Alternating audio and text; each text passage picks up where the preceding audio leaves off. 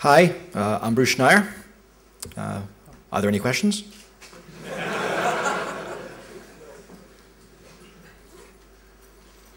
I'm serious. This is real short if there aren't. In the back.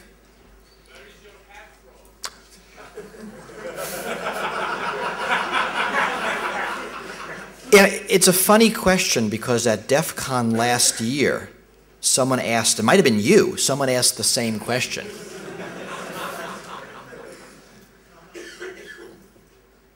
I forget, I got it off the internet.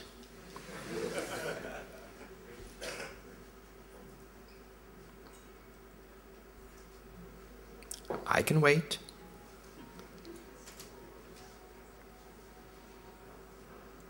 If I can't see you, you have to wave around. There are a lot of lights around here.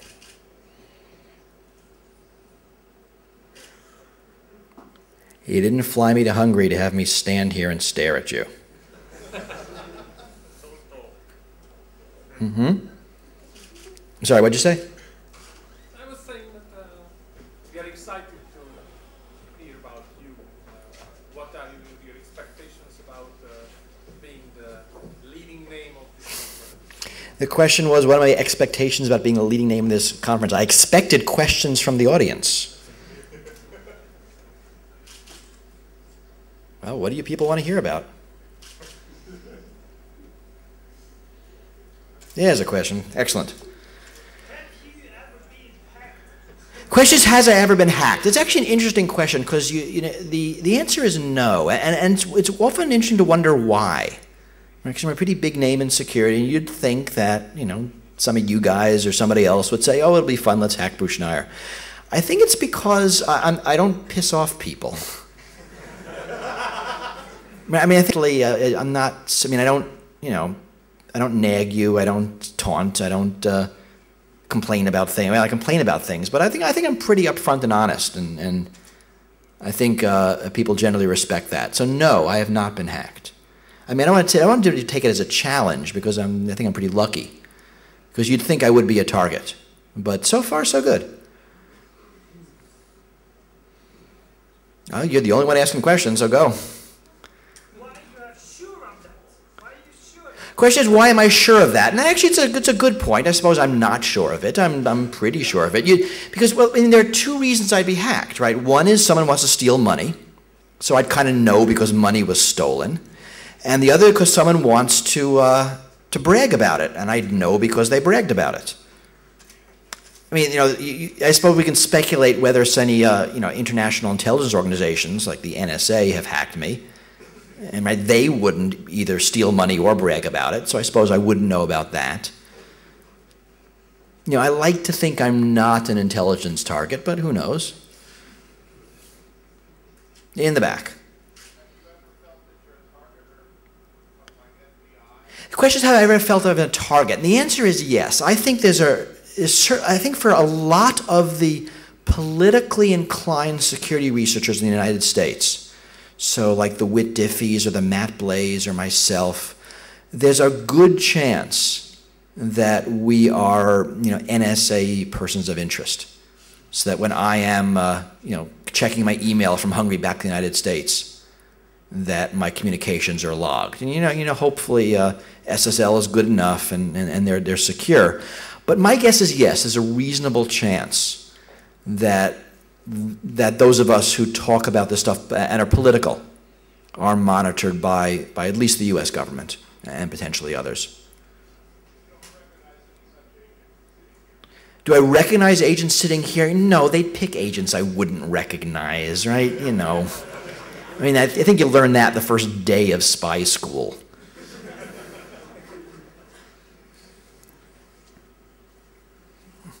Yes?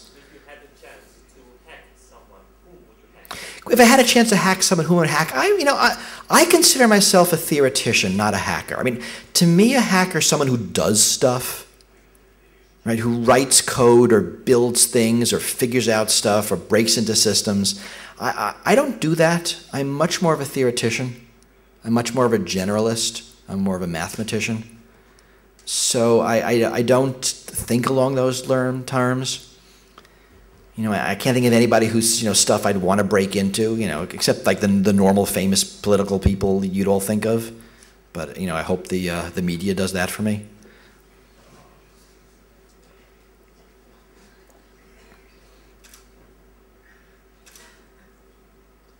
We were going good for a while. Yes. It's people in the front, people in the back. I can see you if you raise your hand. Yes. Question is, why did I choose security as a profession? You know, I think this is interesting. I think security people are more born than they are.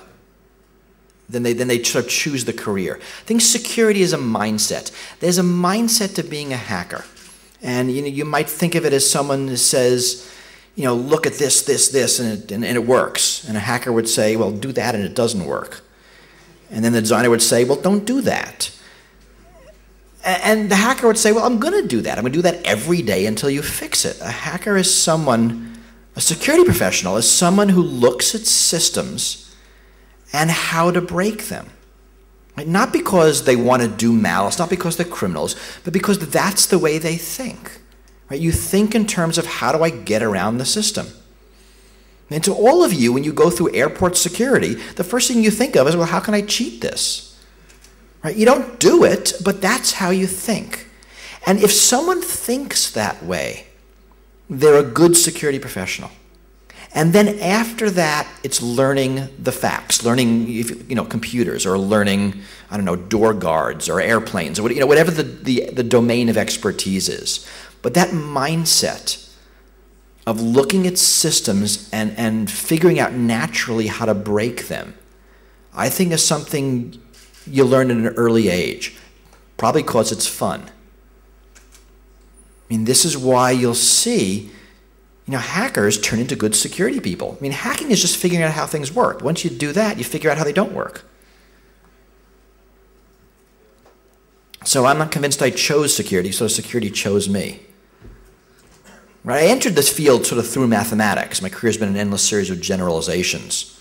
Right? First mathematical security, then computer security and network security, and then security economics, and now I do most of my work in the psychology of security. You know, looking at how security and technology and people interact. There you go.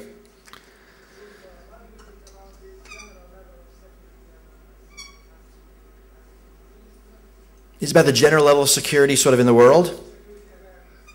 What's security awareness of the general population? I mean, you know the answer. It's pretty low. I mean, and there are a bunch of reasons for it. Right? This stuff is hard. I mean, try to explain security to your mother.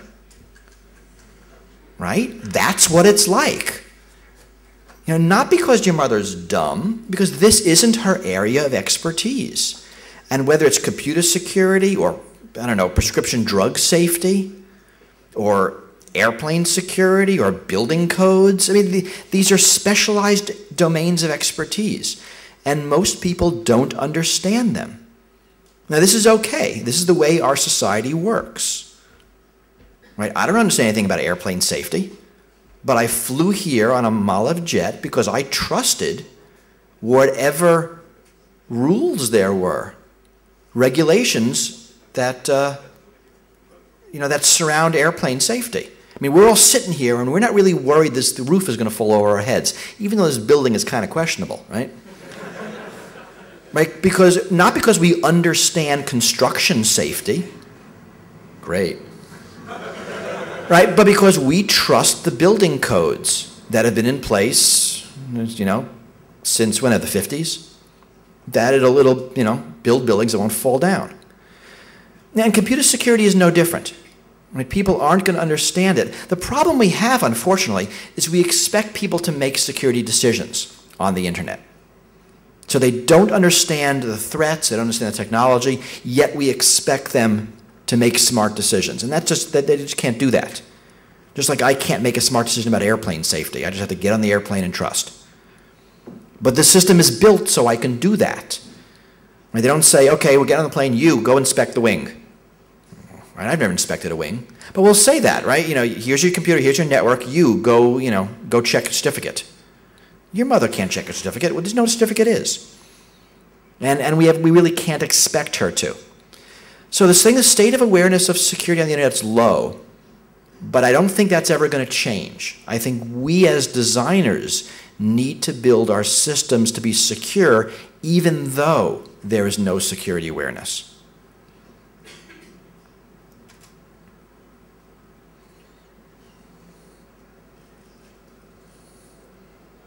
No, over there. Okay, good. What kind of security do I have at home? Not much. Right, I run an open Wi-Fi network, and there's an essay on my website about why I don't encrypt my network. I mean, I think it's just polite to have an open network for people to use. Right? I mean, I don't care. I mean, I secure my computers, but you know, there's not a lot there. And doors, yeah, secure doors. You know, it depends on where you live. I mean, and that's relatively recent. You know, a few generations ago, nobody locked their doors. In the United States, probably in Hungary either. You know, locking your door was something that really was invented when cities came into fore, in really modern cities. So, you know, I mean, I tend to think that most people are pretty safe most of the time. And that sort of living a paranoid existence is more harm than good. And I saw a hand sort of over there-ish. There's. Question about what should manufacturers do to improve security? It's an interesting question. I mean, the easy answer is pay attention, right, and do what you have to do. I mean, the reason most... So, to me, the reason most software and hardware, you know, networking stuff, everything, is insecure is because the customers don't care in general, and there's no liability for the manufacturer. You know, for example, if I, you know, bought a car and the car wasn't safe, I would be able to sue the manufacturer. Right? So there's now a financial incentive on the car manufacturer to make that car safe. There's no similar financial incentive on software vendors. And if you read a license agreement, it basically says, you know, if this software deliberately kills your children, and when we knew it would, but didn't tell you because we thought it might hurt sales, we're not liable. I mean, that's what the license agreements look like. And so to me, once you have real software liabilities, once vendors are liable for security vulnerabilities, you will get improvement. And it'll be all the things we know. It'll be, you know, writing code more securely. It'll be having fewer options. It'll be automatic updates. I mean, all the things, we know how to write secure code. We know how to write reliable code. It's just expensive. Right? And the market doesn't reward it. So you need either regulations or liabilities to put the right financial incentives in place. This is basic security economics. Right? The market won't do something unless the market rewards it. If the market will never reward it, it's an externality. You have to do it either through liabilities or regulation. So you people there are actually a bunch of seats. Whoever has a seat open next to them, raise their hand. Okay? Everyone pick somebody and then go sit next to them. You can come in, it's okay. There are probably people behind you. Go, come. I won't even make you ask a question. Yes?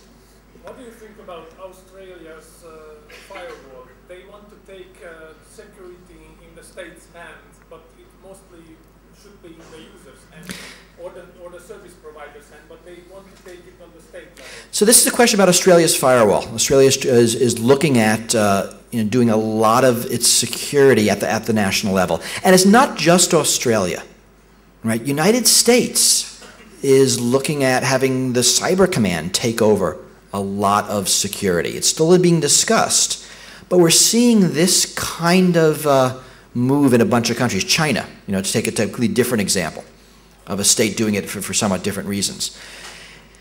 And a lot of this has to do with the cyber war debate. that we're seeing pop up in a lot of countries. NATO is talking a lot of this. United States is, Russia is, China is, Australia also. I think largely this is a mistake. I certainly think the military, the government needs to deal with government and military networks, but to put the government in charge of, the civilian, corporate, personal network, I think does more harm than good. But this is going to be a battle in the upcoming years, and you watch it. In the United States, the military is gaining more power, and it's part of the military closely aligned with the NSA to surveil the network, and to secure it. So I'm not happy with this development, but it does seem like a global trend that is going to gain momentum, and reversing it will take effort.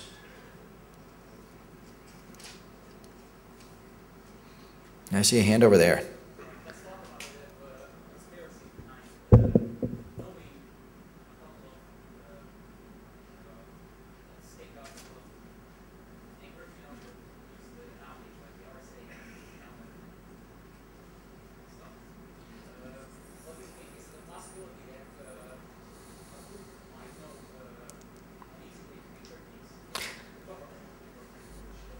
So the question was about encryption, and it was centered, it asked, it was sort of the conspiracy theory of encryption. Is it possible that some shadowy organization, I guess either government or criminal, right, the good guys or the bad guys, knows how to break RSA or DES or AES or something, and just isn't telling us, right? Is it using it for their purposes?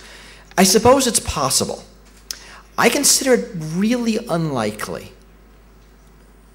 It's interesting. Over the past few decades, we've seen dramatic shifts in where cryptography knowledge lies. So when you looked at the 1970s, the NSA knew how to do cryptography and nobody else did. I mean, the Russians probably also, right? I mean, so the big intelligence organizations and nobody else did. And you look at the state of academic research, it was just terrible. That's very much changed, through the 80s, 90s, and this decade, that a lot of cryptographic breakthroughs come from the public, come from academia, come from the open world of cryptography, such that now when we see NSA algorithms, we understand them better. Right? NSA gave us DES in 1985, 86. It wasn't until the mid-90s that we understood how they designed it and why. We learned we had to reinvent differential cryptanalysis. We saw another algorithm called skipjack, and we figured it out a little quicker. NSA gave us SHA, basically an encryption algorithm embedded in a hash function, and we found a flaw in it, and they were forced to upgrade it. Right? So a lot of the knowledge is now coming from the academic world. This isn't to say the NSA doesn't have more. Because if you think about it, there's a one-way function. Right? You've got the secret organization, the NSA or GCHQ in the UK or GRU in Russia, and they have their own research, and then there's the outside research. Everything outside goes in, but nothing comes out. So this is going to know more. But I think the advantage here we are in 2010, is much lower. Additionally, computers have gotten so fast that encryption algorithms are very, very over-designed. So DES had a 56-bit key. When it was designed in the 70s, that was too big to brute force. But fast forward about 25 years, and we were able to do it. Right? Current algorithms might have 256-bit keys, 128-bit keys. And these are so hard to brute force that we can't even imagine computers being built of matter operating in the human lifetimes that could do it. So even good cryptanalysis of these algorithms won't yield practical breaks. So I think it is unlikely that an organization, either an intelligence or criminal, has the ability to do cryptanalysis at that kind of scale. So that being said, encryption systems are still very vulnerable, and I believe organizations like the NSA break them all the time. They break them not by breaking the encryption, but by breaking the implementation, right? Exploiting some flaw in the software around the encryption. So a flaw in the random number generator, right? A flaw in how the algorithm is used. You know, I used to do this. I have colleagues who do this, who look at commercial encryption systems, you know, as a consultant, and try to break them. And pretty much every time they break them. But it's not because of the cryptography; it's because of the stuff around the cryptography. It's side channels. So this is how I think organizations like the NSA read encrypted traffic today. They don't break the crypto; they get around the crypto. I mean, it doesn't matter if you're using PGP if, you know, someone has a sniffer or a Trojan in your computer, right? They're going to read the traffic after you decrypt it or before you encrypt it, right? And that's a much more profitable way to get in to somebody's data. Up here. What do you think about the idea that a new kind of Cold War has already started on the internet? Question about a new kind of Cold War that started on the internet. Well, certainly something has started on the internet. I don't want to call it a Cold War, but certainly there is a lot of espionage on the internet. I know most of what I know is sort of about China, but it's other countries too. The United States is doing a lot. But there is definitely serious espionage going on the internet right now. And I mean national. And in China, it's less nationally sponsored, more nationally tolerated. Right? So there are hackers in China who, you know, don't take direction from the government, but they sort of know that if they find something good, they should let somebody know, and then they're left alone. So that's more common. You know, and this is getting to be a bigger deal. I mean, I worry about it, because I think things are moving from passive espionage to active exploitation. And it's one thing to break into a network and eavesdrop. It's something else entirely to break into a network and leave code that you can use at a later date to cause damage. And I think that latter thing is happening more and more. I mean, the US is doing it, China's doing it, and probably other countries as well. So there is a worry this will get out of hand. You know, I've done a lot of writing. I think the whole cyber war threat is very overblown. But I think now is the time that nations should actually start working out cyber treaties, cyber war treaties. You know, what is permissible, what is not permissible. And these early days, I think, is a good time for nations to get together and do this. I don't think it's likely to happen, but I think it would be a good idea. So a hand down here. What do you think about fully disclosing specifics of cloners or an attack? The question was about full disclosure. Now, I assume people here know the full disclosure debate. The question is when one of you, finds a vulnerability in a major piece of software, what should you do? Should you tell the vendor? Should you tell the world? Should you do something in the middle? Right? This is the full disclosure debate. You know, and to understand it, you sort of have to remember what happened before. You know, back in the early days, the 80s, even the early 90s, when a researcher would find a software flaw, they'd alert the vendor, and the vendor would do nothing for years, right? Because why would they bother? And it's only when vulnerabilities are announced to the public do the vendor says, oh my God, I have to fix this, and they do. Right? So full disclosure, or at least the threat of full disclosure, is what keeps vendors honest. If we all said, we're not going to disclose vulnerabilities, we'll just tell the vendors, we would just go back to the old ways. They would take their time fixing things. Now we'll save it for the next release, why bother? Right? So it's the bad publicity that forces them to fix things. So that being said, we've sort of, as a community, developed, a little more responsible ways of doing this. We'll tell the vendor first, give them, a head start. So here's a vulnerability, you've got 2 weeks to fix it, I'm going to go public, or I've got a month to fix it, well, whatever you decide. And that seems to be a good compromise. But certainly the disclosing vulnerabilities is how we get them fixed. That provides the economic incentive for the vendors to fix flaws. So we cannot go back to the old way. And you see collisions of cultures. We all know about full disclosure. Software vendors are used to it. Matt Blaze, a security researcher at the University of Pennsylvania, did some theoretical work on locks, on physical locks and lock picking, and wrote papers on vulnerabilities that have been around for, 100 years that no one ever wrote about before. And the locksmith community vilified him. I mean, they were really pissed because they're used to this stuff being secret.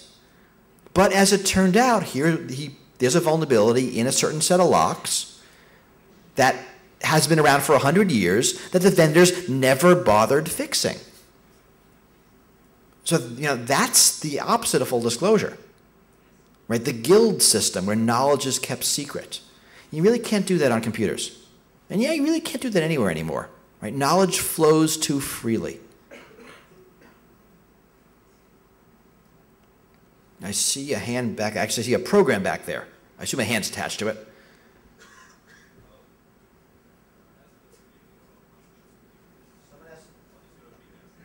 Someone has to relay this question up to the front, because I can't hear it.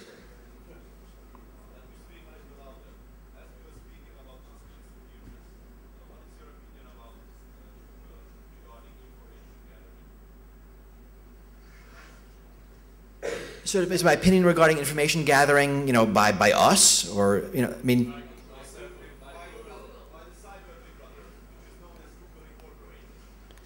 I don't think I know enough to have an opinion about it.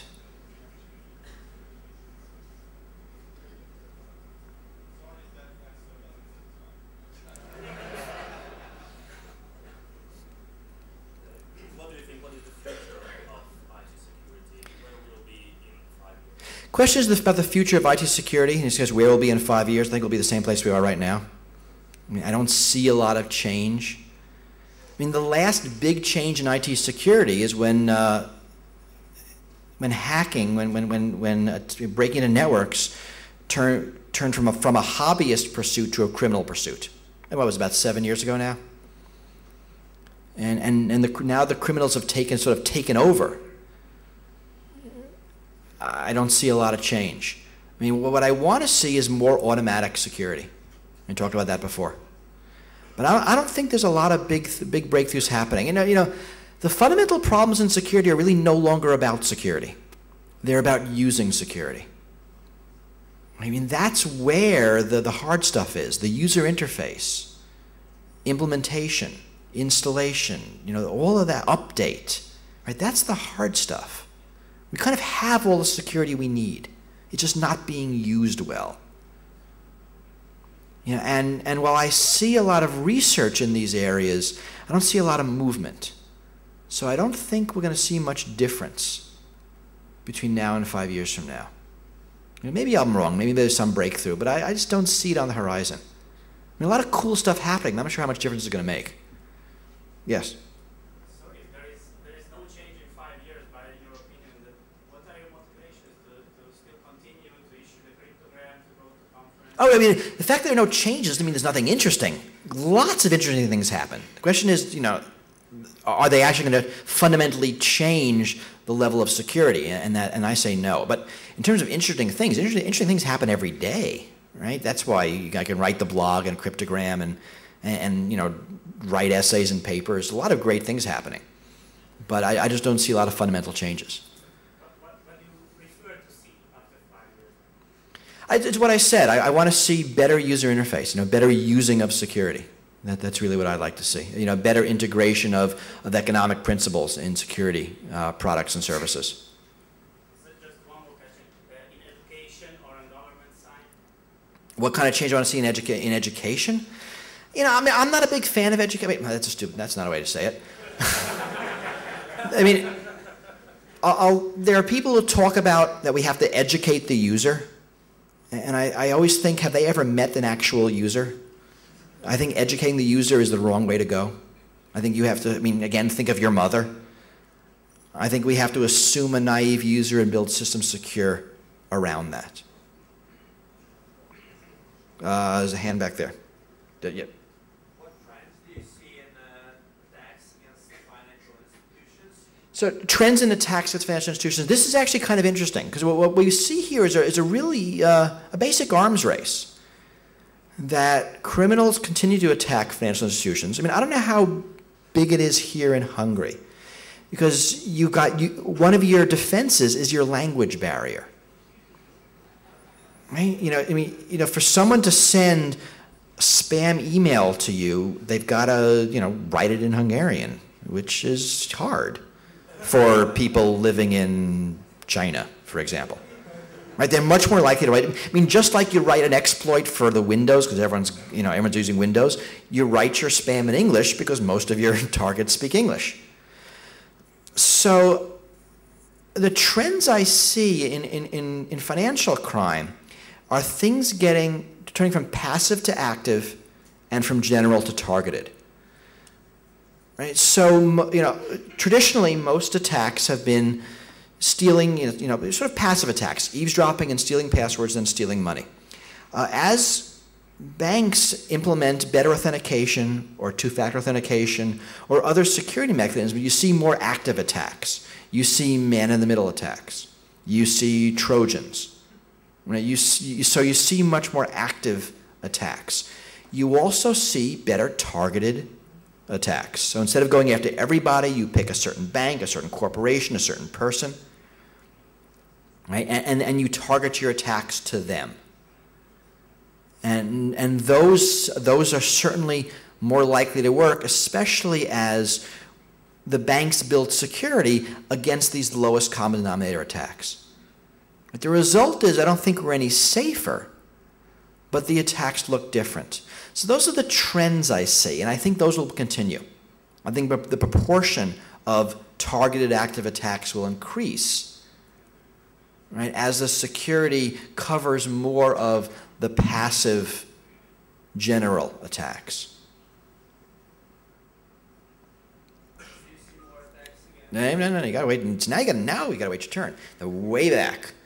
I'm trusting you. Yeah, I want to be able to hear you. You might have to walk up to the close to the front. The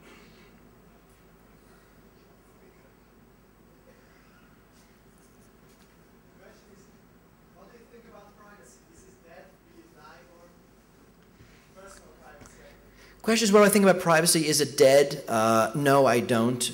It's simply because you're all wearing clothes and you're not telling me your annual salary right now. Privacy certainly isn't dead. I think privacy is is a fundamental human need, that we all as people need privacy, right? We need to keep some of our thoughts to ourselves. We need to be able to write, letters to our loved ones and talk to our friends and tell our doctors things we wouldn't tell other people. And that's never going to change. Now, what is changing is how public people are. Right? What's changing is social norms. I mean, a lot of this depends on how old you are, what you're used to. And there are, I think there's a very large generational shift going on. I mean, the internet is the greatest generation gap since rock and roll. And you have to remember that. So I think there are a lot of changes happening as more of our data goes into the hands of others. But privacy is not going to go away because it is too valuable. And I think there are a lot of forces arrayed against it right now. And there's a lot of diminishing privacy. But I actually believe that's temporary. Maybe 5, 10, 20 years, and 10, 20 years.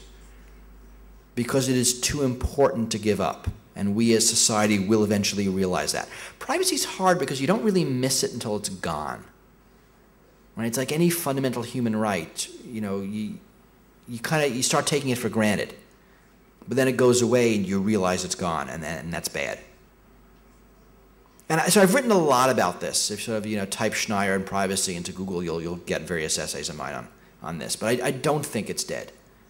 And I disagree with the Mort Zuckerberg and Eric Schmidt and Larry Ellison who say privacy is dead. I think they're trying to kill it, but I think they're going to fail. Another in the back. I like questions in the back. You people in the front are, I mean, you're good because of it. If they ever, get tired, I've got you guys. But I'm going to stay in the back for a while. Sorry? It's the far away and the language and the accent that can make these hard. What's your opinion? Now that HTCP has been cracked, do you think there will ever be a successful DRM mechanism? So no, I don't think it'll ever be a successful. Well, actually, that's not. The question was about DRM will ever be successful. There are two kinds of attackers. Right? There's, your grandmother who wants to make another copy of a Disney movie, and there's the professional pirates in Hong Kong. And pretty much everything works against your grandmother, and pretty much nothing works against the pirates in Hong Kong. And that's the way it'll always be. Fundamentally, this is an impossible problem. The very, very generally, what we want to do is attach permission to bits. We want to take a blob of bits and attach some kind of permission to it. Who can copy it and who can view it, where, whatever it is we want to do, some kind of control. Fundamentally, that's impossible, right? Because the bit can be copied without those permissions. Bits are bits. Making bits uncopyable is like making water not wet. You can't do it. Right? But, a little blinky red light that says, danger, don't copy this, your grandmother's going to say, oh, I can't copy it, red blinky light. Right? So anything will work against the amateur. I mean, even DHCP will still work against the amateur. Nothing will work against the professional. And that will always be true. Right? We can make it harder for the professional. DHCP was a hardware-only system. So it took a long time for someone to crack it. And because it's hardware-only, you're not going to see a lot of software that'll allow you to get around it, because someone has to build the hardware. I mean, it'll happen. I mean, you'll probably see them for sale on the streets of Hong Kong in a few months. But it's still going to be sort of underground. It's harder than software. But no, copy protection is fundamentally unsolvable. It is a basic property of bits that they are copyable. And you cannot change that. All right, one of my front people. What are the hottest people, hottest places, and hottest topics in IT security? Wow, those are the hot topics in IT security. What an interesting question. So what interests me right now? Certainly the hash function competition, which I'm surprised nobody's asked about yet. I mean, it shows you that I'm interested in it and you guys aren't. But, this is actually as interesting. People remember in the mid-90s we had an encryption competition. Wanted to replace DES, and the US government, NIST, had a competition for the AES, the Advanced Encryption Standard. And it was actually great fun. It's a sort of a cryptographic demolition derby. We all put our algorithms in the ring, we beat each other up, last one left standing wins. It was sort of like that, and we got a really good standard out of it. Algorithm called Ringdahl became the new AES. Right? My algorithm was Twofish. It was a finalist, didn't become the standard. So NIST is doing the same thing in this decade with a hash function. They want to come up with SHA-3, so they put in a call for submissions. They got 64 submissions. It was whittled down to, I think it was 15 or 16, I forget. I think 15. And this year, the 15 are going through the process. And at the end of the year, they're going to pick 5 to go into the next round. Then they'll pick a single standard. So my algorithm is called Skein, and it is in the competition. And we made the first cut, and at the end of the year, we'll see if we make the top 5. This is phenomenally good for a whole lot of reasons. One, we get a new standard, which will be good and strong. 2, this stimulates research. Suddenly you have 64 and now 15 targets. Algorithms that cryptanalysts can study and write papers about. And we're seeing a huge amount of research being stimulated in hash functions. Right? So even if there's no standard, This is great stuff. And if you're interested, I mean, type SHA-3 NIST into Google. You'll get various things. I wrote about this a few times in Cryptogram on my blog. You can find those.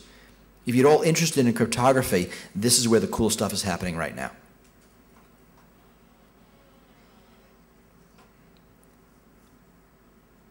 Oh, another hand in the back. Yes.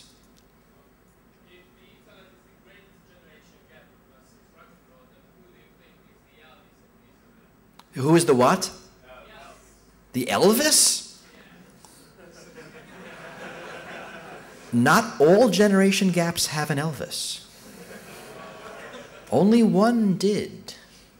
And maybe that was an anomaly.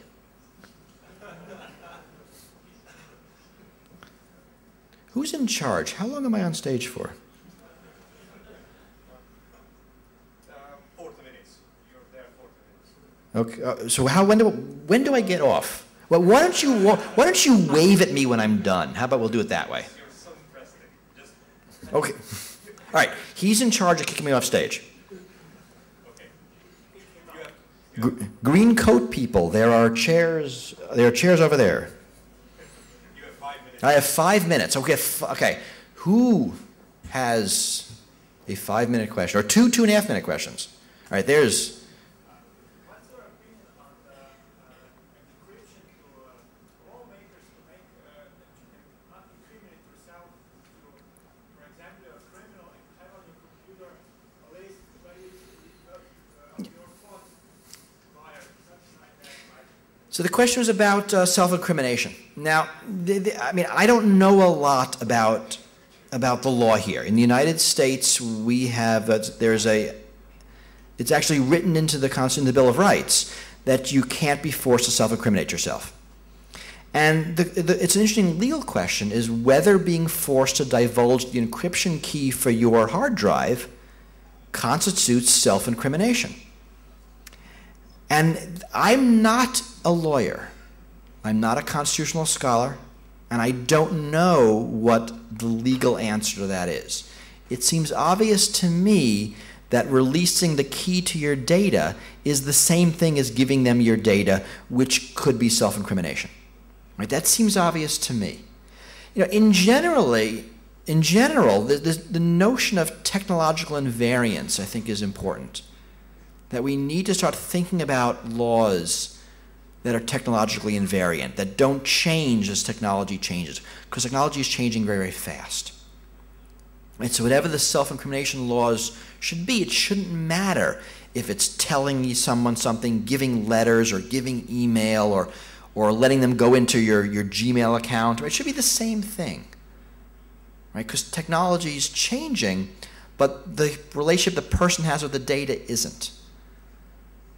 So it's a hard question, and it's also very geographical. The United States answer might not be the answer here. So don't know. So a hand over there. I think it's a new hand.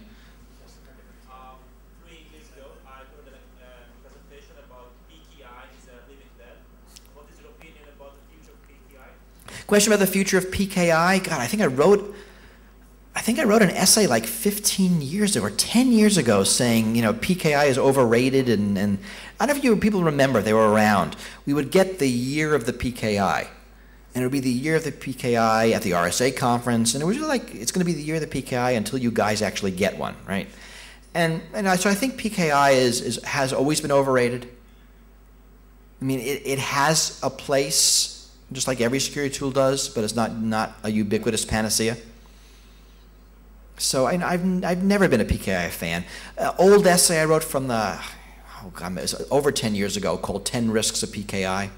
You could look that up. You can sort of see what I thought about it back then, and it hasn't changed. Last question. All right, last question. Anybody? I see in the back. Okay, you will be judged by your peers at the quality of your question.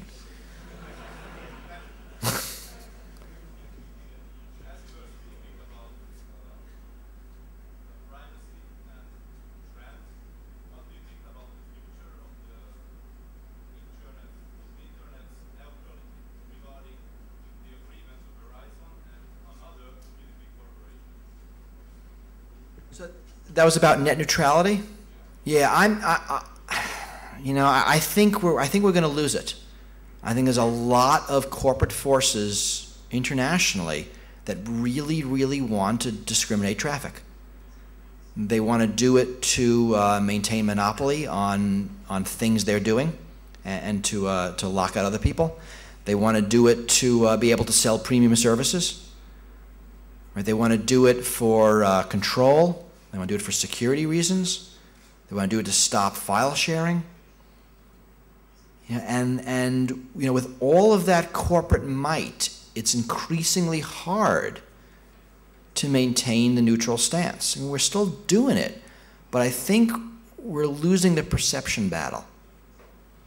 So I'm not optimistic. I wish I was more optimistic. I think net neutrality is really important. I think it's what made the net great. And in a world that changes so fast, when we don't know what the next thing is, we can't discriminate against it, because we're gonna sacrifice our own future. But I'm not that optimistic in the near term. All right, so that's it. I'm going to be back here in the afternoon. Somebody translated a book of mine into Hungarian, amazingly enough, and they found a picture of me I've never seen before and put it on the cover. I'm holding something. I don't know what it is. And so I'm doing a book signing, I think, in this room sometime in the afternoon. And I brought, if you don't want to buy a book, I brought flyers for the English language book. It's the thin version. And these are, I think, on the registration desk. You can grab one of these, right? It's much easier reading. But don't tell anybody, but every essay in this book is on the internet. So you actually don't have to buy them unless you want it in convenient book form. I guess they're not on the internet in Hungarian, but in English they are. So if you go to Schneier.com, you can look up all my essays and read this stuff. So thank you very much for inviting me. Have a great weekend. I'll be here all day, so come and say hi.